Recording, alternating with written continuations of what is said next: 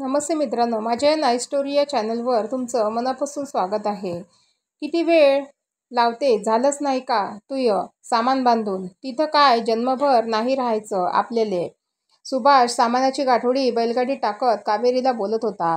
गडबड काहून करून राहिले बरं? तुम्ही काही चीजवस्तू इसरली म्हणजे त्या रानात काय करायचं? कावेरी तिच्या नवऱ्याला सुभाषला हातातलं काम थांबवून कमरेवर हात ठेवून बोलत होती. कावेरी आणि सुभाषचं वर्षभरापूर्वीच लग्न झालं होतं. परिस्थिती बेताचीच होती. शेतमजुरी करून दोघे संसाराचा गाडा हाकत होते. गावात काम मिळायचं, पण गावाच्या बदल्यात त्याला मोबदला पुरेसा मिळत नव्हता. 12ही महिने पैशाची चणचण भासत होती. कावेरी तशी काटकसरी होती. वायफळ खर्च करायला तिला आवडत नसे. चटणी भाकर खाऊन ती भविष्याचे स्वप्न रंगवत होती. सुभाष पण कष्ट करायला कुठे कमी पडत नव्हता. त्याला मुंबईला कामाला जायचं होतं. मुंबईला वर्षभर काम करून बऱ्यापैकी पैसा मिळवता येईल असं त्याच्या डोक्यात होतं. त्याने त्याचा मनसुबा कावेरीला बोलून सुद्धा दाखवला, पण कावेरीला काय ते आवडले नाही. तिने स्पष्ट नकार दिला. तिला दिवस गेले होते. 4 महिन्याची गरोदर होती ती. अशा परिस्थितीत पैशापेक्षा नवरा जवळ असणे जास्त महत्त्वाचे होते, म्हणून तिने स्पष्ट नकार दिला. सुभाषला कावेरी गरोदर असल्याची कल्पना होती, म्हणून तर त्याची चिंता वाढली होती. बाळंतपणाचा खर्च, होणाऱ्या बाळाचा दवा औषधीचा खर्च गावात काम करून भागणार नव्हता, म्हणून त्याला मुंबईला जायचं होतं. पण आता कावेरीने नकार दिला तर तोही मार्ग बंद झाला. त्याला काय करावं सुचत नव्हतं. गावात शेतमजुरी करून पुरेसा पैसा मिळत नव्हता. घरी शेती नसल्याने परिस्थिती फारच बिकट होती. सगळ्या गोष्टी विकत घ्याव्या लागत होत्या. सगळ्याच गोष्टी विकत घ्यायचा तर पैसा तरी कुठवर पुरणार आहे? त्याच्या जीवाची तगबग सुरू होती.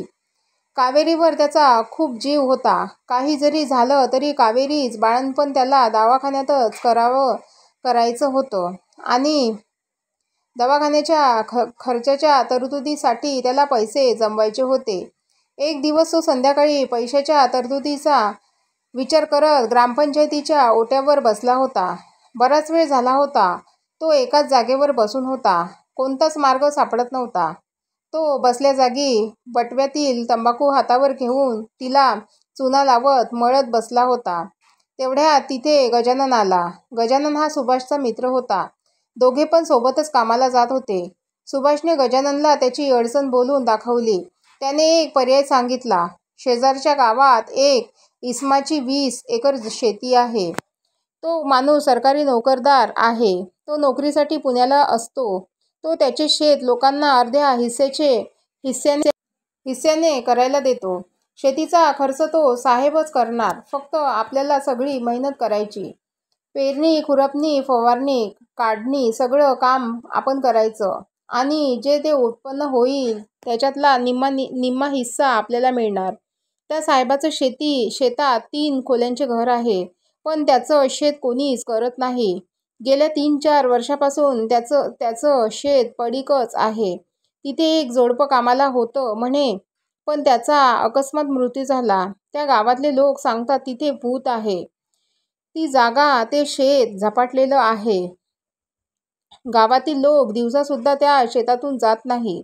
लोकांना चित्रविचित्र आवाज येतात म्हणे.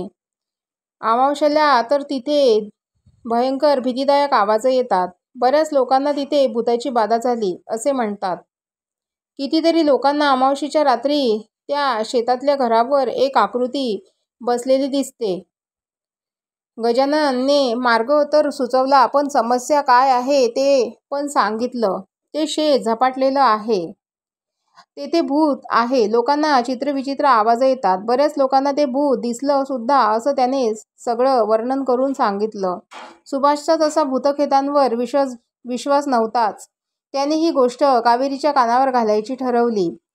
फक्त कष्ट करून उत्पन्नाचा अर्धा हिस्सा मिळत असेल तर काय हरकत आहे? आपल्या सगळ्या गरजा भागून बराच पैसा शिल्लक राहील. सुभाषने गजाननला अधिक माहिती विचारायची होती, म्हणून त्याला तंबाखूचा विडा मळून दिला.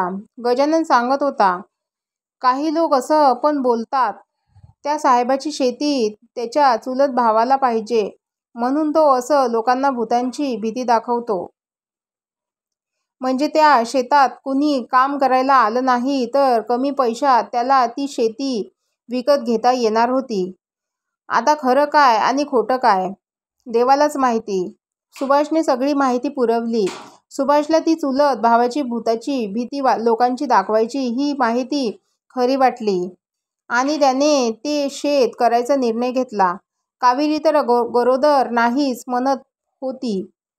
कशाला जाणून विषाची परीक्षा करायची. पण सुभाषने तिला पटवून दिलं. तिथे भूत वगैरे काही नाही. हा सगळा त्या साहेबाच्या चुलत भावाचा बनाव आहे.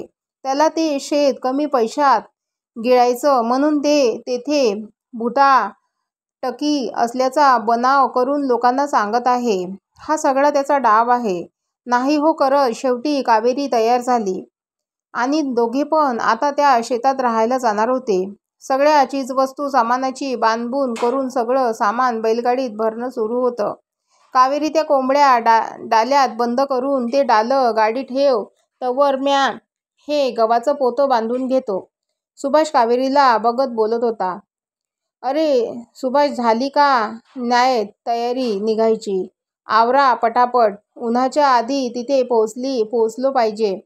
म्या बैलांना पाणी पाजून आणतो तोवर आवरा तुमचं. गजानन गाडीला बांधलेल्या बैलांना मोकळं करीत बोलत होता. गजानन त्यांना सोडवायला जाणार होता. बैलगाडी पण गजाननची होती. मित्राला आपल्याकडून शक्य तेवढी मदत करायची म्हणून तो हे सगळं करत होता. झालं बाबा समध. ह्या कोंबड्या आणि गव्हाचं पोतं गाडीत टाकलं की झालं. तू ये बैलांना पाणी पाजून. सुभाष गव्हाचं पोतं गाडीत टाकत बोलत होता. कावेरीने सगळं सामान गाडीत भरलं होतं. कोंबड्या डाल्यात टाकून त्याला झाकण लावून ते डालं गाडीत ठेवलं. उभं राहत तिने सगळीकडे नजर फिरवली. काही विसरत तर नाही ना याची खातरजमा करून घेतली. सुभाषने घराला कुलूप लावलं. गजाननने बैलांना गाडीला जुंपलं.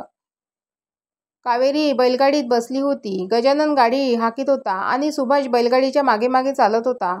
बैलगाडीत बरंच सामान आणि कावेरी गरोदर असल्यामुळे गजानन गाडी हळूहळू हाकीत होता. सुभाष बैलगाडीच्या मागे मागे चाकोरीने चालत होता.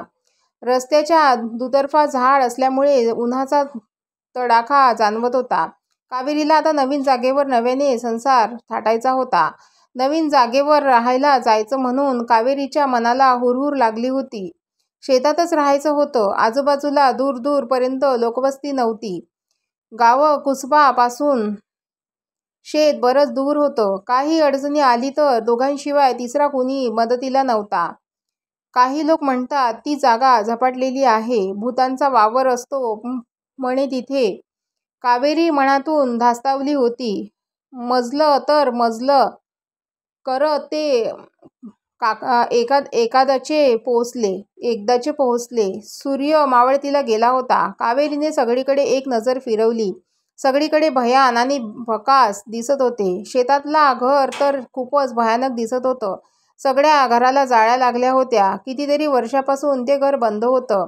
घराच्या थोड्या अंतरावर एक विहीर होती. पिण्याच्या पाण्याची चिंता नव्हती. घराच्या मागे पूर्णपणे वाळलेलं चिंचेचं झाड होतं.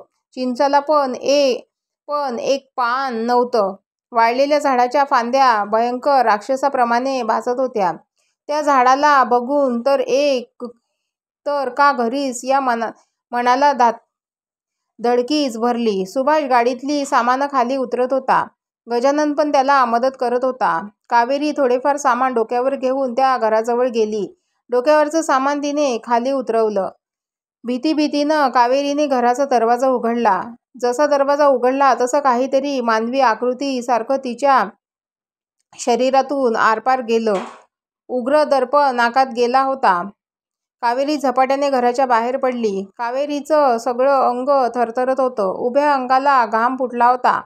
तोंडातून शब्द फुटत नव्हता. ती घाईघाईने बैलगाडी जवळ आली. सुभाषला कावेरी घाबरल्याचे लक्षात आले. त्याने थोडेफार सामान हातात घेऊन घरात प्रवेश केला. घरात उग्र दर्प येत होता. सगळ्या घरात जाळ्या लागल्या होत्या. कावेरी आणि गजानन पण थोडं थोडं सामान घेऊन घरात आले. मित्रांनो, आता याच्यावरची नंतरची स्टोरी मी तुम्हाला लवकरच आणेल.